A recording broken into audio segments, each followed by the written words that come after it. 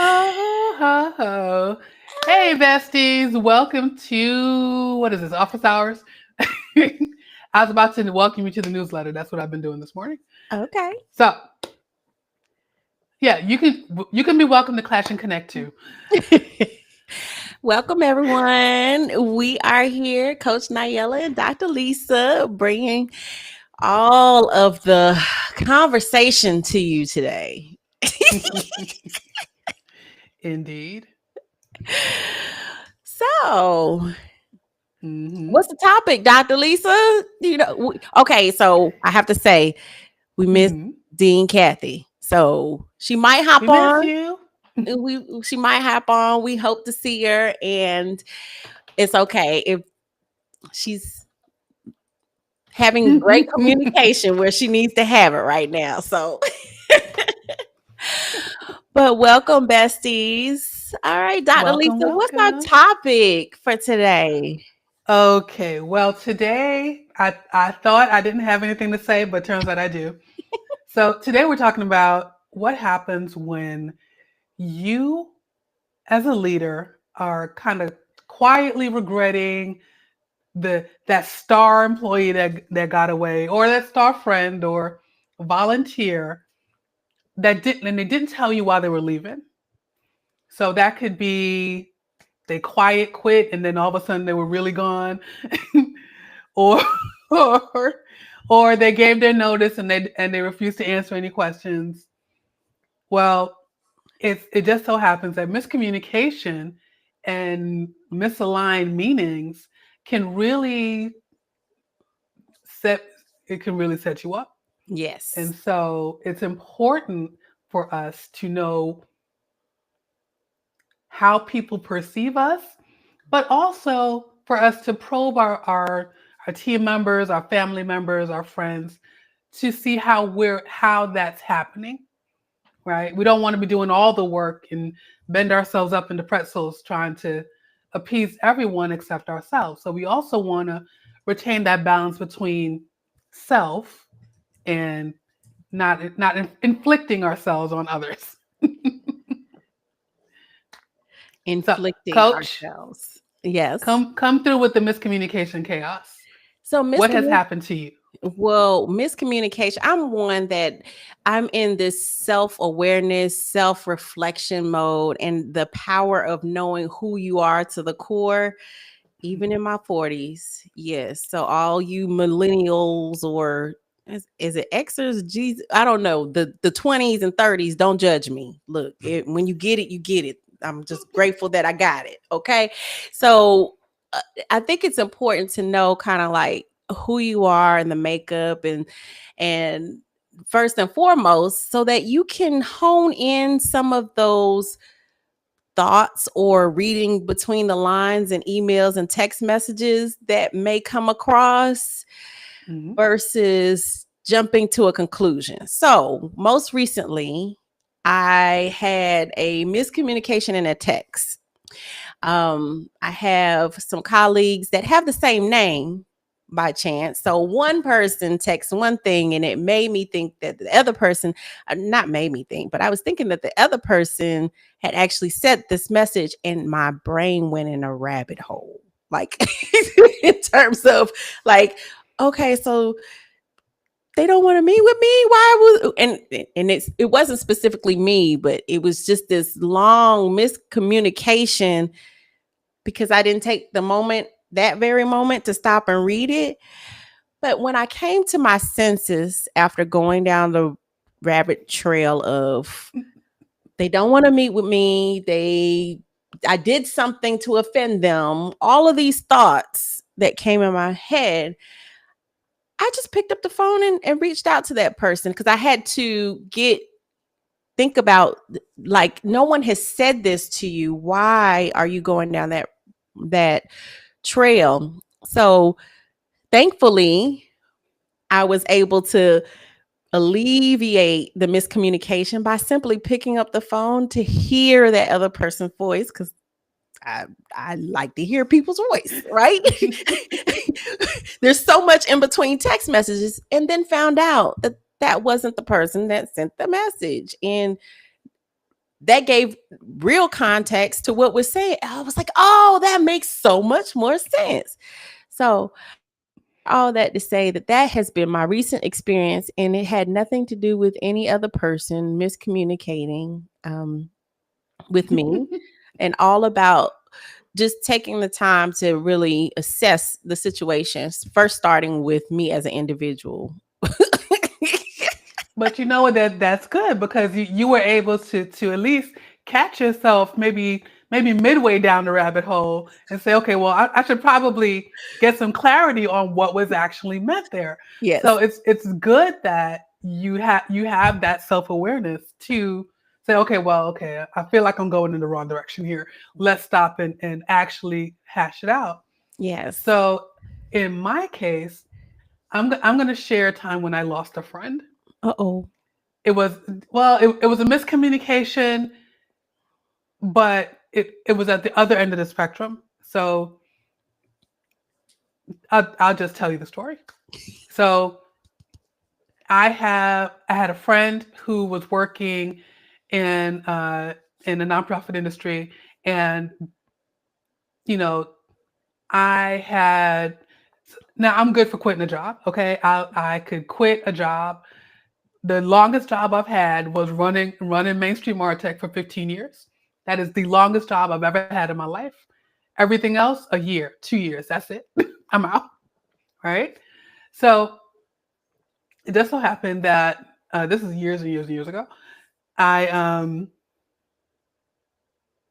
I don't know how I gave the impression that I Mm. had been looking for a job when Mm-hmm. I wasn't, but that person I think you know what I did say to them. Oh, I'm doing some nonprofit work because I had a contract. So in fact, I saw proof of that contract a couple of days ago, and I was like, huh, I've been working for myself even longer than I thought. But that was actually my very first freelance contract, and yeah, I enjoyed it and so on. So later on, Mm-hmm. we were having another conversation, and it was to the effect of how's the job search going. I said, I'm not interviewing or something to that effect, right? So that person that former friend, and this is what actually broke the relationship, thought that I was lying about working in the nonprofit world. So she Mm. assumed that I had a job, Oh. and so and I said, well, no, I'm not, you know, looking. I'm not actively looking. Mm-hmm. And so I was like, yeah, I haven't had an interview in, whoever, how long. So that person felt like, oh, so even though a couple of weeks ago you were doing some work in my industry, now you haven't had an interview in so long. I'm like, well, I didn't need to interview for the contract, so I haven't had an interview, right? So we heard very different things based on our experiences. Mm. Now, me, I'm good for quitting a job, and she knew that. So she just assumed that I wasn't working and didn't want to work and was lying about that. And so, in fact, later on, when I tried to explain what happened, she Mm-hmm. didn't want to hear it. So Oh. that conversation ended our friendship, and we've not spoken again. Wow. So when leaders have these quiet regrets Yeah. over, I don't know if she's regretting it or not. I don't know if she cares, and Right. it's really not my business. But these are the kind of things that can happen when we talk to each other and we hear entirely different conversations. Yeah. Yeah, there can be chaos in the communication when people don't take the moment to pause and want to hear the other person. Mm-hmm. Um so yeah, that makes me ask the question, like, Mm-hmm. what gift do you think she led with? Like, do you looking back now, Well, looking back on the whole of our friendship, I would say probably led with perceiver, Okay. Okay. with um, administrator. She was very set in her ways, and Okay. Like the right black is and right white. and wrong is What's wrong, and that's wrong? it. Yeah. No gray in between. Okay. Right. Yeah. So I mean, it is what it is, Mm-hmm. and so I feel like there were other red flags, Okay. Yeah. but all that to say, in an ideal world, we can Mm-hmm. go back and redo the conversation, but that's not actually the case a lot of the time. Right. So what we have to do when we become self-aware and we realize that, okay, well, this could have gone better, or this could have been done differently. Mm-hmm. It's up to us then to move forward and hope that the next conflict does not become a conflagration. I wanted to throw that vocabulary word in there because it fit. Listen, y'all, I've been copywriting, and it's all about the alliteration and the C's and making sure the words go sound right together.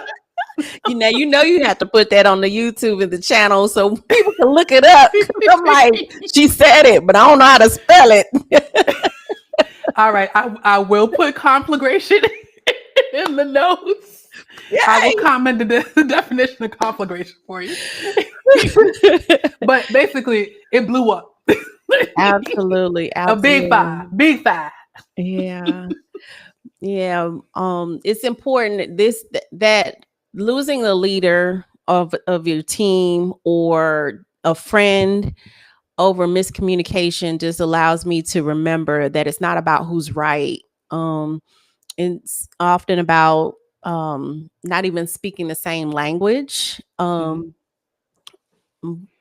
But definitely taking the time to identify and honor my gifts as well as the other person's gifts, how people are designed, Mhm. and give them grace. Give Give them them grace. grace. Yes. Because when you lead with grace, when you have a team, look, I'm about to mess it all up. You know, when you lead people, if you lead people, you need grace. Absolutely, positively. You need grace. Yes. And the gifts allow you to give that. So, yeah. Indeed. Yeah. All right. So, I don't That's have it. We any. made it 13 minutes flat. That's not bad. We are very good at this now. Okay, good. Good, good, good. Well, besties, we invite you to come back on Bestie Finder. We want you to tune in, tap in, take the gift assessment. If you have not shared it, we invite you to do that. And join our community, right? We have two paths. We have the personal and the biz besties, where Mhm. you have opportunities to meet the coaches, get coached by us, and we'll be coming up with some additional programming. So we welcome you to come in, take the gift assessment, learn the motivational gifts, build your team, and share it with others. Don't hold this to yourself, please. Please Share share. the wealth. Share the Yes, wealth. yes. And while you're So, at it, join us. Join us.